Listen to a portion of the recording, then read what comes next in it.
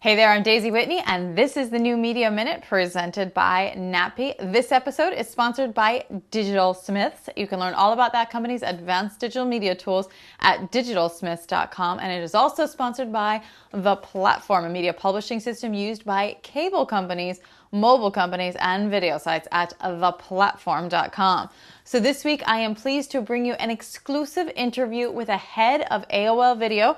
Ran Harnevo talked to the New Media Minute about how to grow video views and also ad dollars. Important information. So what we learned about what really drives video views, I think that one of the most interesting things we learned is that it's not only about the content. I mean, the content means a lot, but it's also the contextual environment where the content lives in.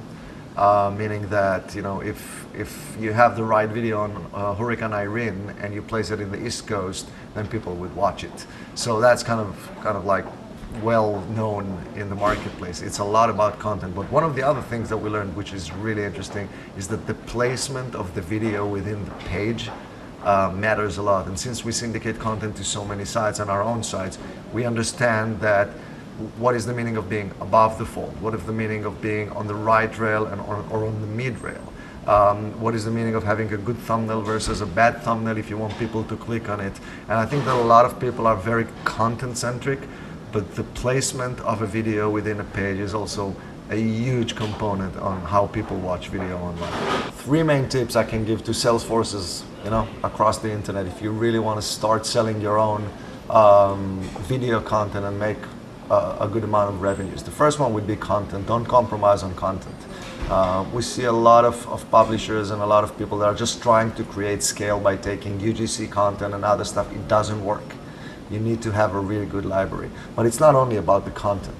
I think that the ad formats are the next second, most important thing. You got to have premium ad formats. You got to have an advertising experiences that users engage with, which is interactive formats, personalized pre-rolls, and a lot of other stuff that advertisers really like and really need.